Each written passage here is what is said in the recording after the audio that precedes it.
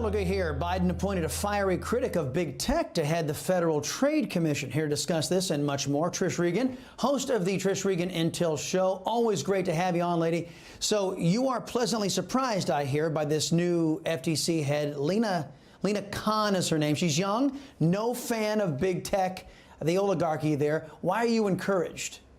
I'm encouraged because she wrote a paper for the Yale Law Review a few years back, believing or saying that, or making the argument, I should say, that Amazon, Chris, could not be governed by current antitrust laws, but really we needed to rethink how Amazon was enforcing a monopolistic presence because of the size that it had grown to. So what's interesting here is, like, when you think about a company like Amazon, right, you could say if it were governed by traditional antitrust law, then it really isn't a monopoly because it's offering consumers pretty low prices. And so because it offers such competitive pricing, the consumer is at an advantage. I've always said, but that doesn't totally make sense, right? Because what about the sellers? It kind of puts sellers at a disadvantage. And when it starts creeping into every facet of your life, as Amazon does, then it starts to take on so much power. And this was her point. And so I'm encouraged by that. You know what? Credit where credit is due. What I hope to see, however, is that she really follows through and recognizes the antitrust violations from Amazon, from Facebook, from Twitter, from all these big social media companies, and not just on behalf, say, of her party, right? Because it would be very easy for Facebook to say, oh, well, we'll suppress conservatives, which they're already doing. Yeah. Let's face it. Which they're already doing. We'll suppress conservatives, and you guys should be happy. And, everything's hunky-dory, and we all go on and live our wonderful lives, except, of course, the conservatives. So what I'm hopeful for is that she's fair, she's honest, and if her previous writings are any indication, then she should be the voice that's needed in this environment right now to help clean some of this up. This is bipartisan, by the way. You've got 5 bipartisan bills now on the Hill being introduced to try and deal with this big tech problem, because it is a problem. I don't care what side of the aisle you're on. Well, let me talk to you about that. Do you have any confidence that these bipartisan bills you make allusion to, the antitrust big tech bills, will any of them result in what really needs to happen, denying these big tech companies Section 230 protections, forcing them to come clean about their political biases to potential customers, and then penalizing them for using their market position to thwart competition? Do any of these bills actually come close? Yeah, I mean, quite a few of them do. I mean, I'm actually pretty encouraged by them, I got to say. I mean, something has to happen.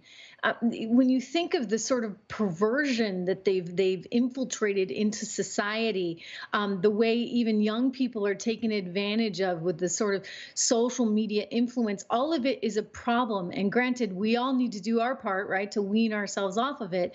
But you mentioned Section 230. Look, they're getting away with a whole lot. They are no longer, the new kids on the block. These are big, major companies that are effectively, in their own way, shape, or form, acting like publishers, yet not getting possibly penalized like a publisher would, right? So Facebook decides what goes onto its site. Twitter decides that. I got penalized the other day. LinkedIn said it was taking down something. Oh, you'll appreciate this, Chris, because Lord Conrad Black, who's a media tycoon and a wonderful, wonderful author, wrote a front page piece in the New York Sun in which he cited yours truly, saying, look, Trish Regan was the first journalist to come out and say this coronavirus has been too politicized, and it's being politicized at this very moment. And so I posted that, and I got a big slap on the wrist from LinkedIn.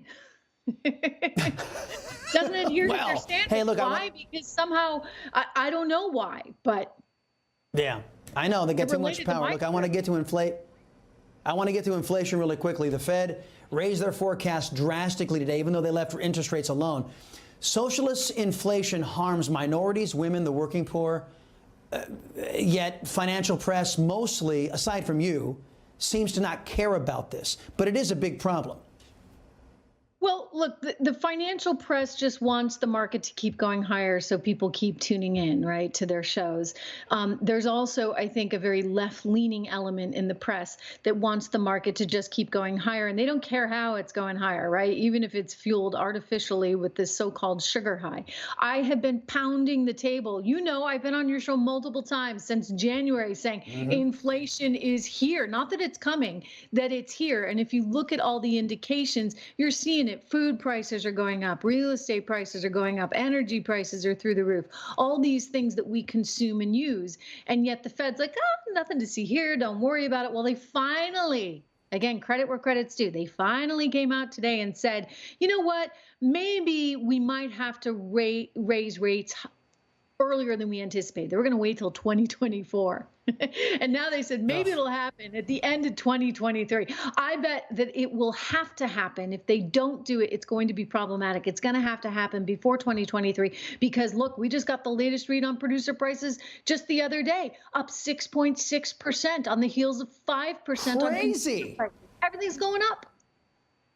I know, it's crazy. And as I said, it hurts the working poor and minorities the most. These are the constituencies the left claim they care about, but they're all of their policies causing this massive inflation. Trish Regan, always a pleasure talking with you. Keep on the fight there, lady. Hey, I'm Rob Finnerty. Thanks for watching. If you enjoyed this video, please join the conversation in the comments below. Don't forget to subscribe, too. Hit the bell icon to be alerted to breaking news. And remember, there's a whole lot more on Newsmax TV, America's fastest growing cable news network. Newsmax TV, where real news for real people.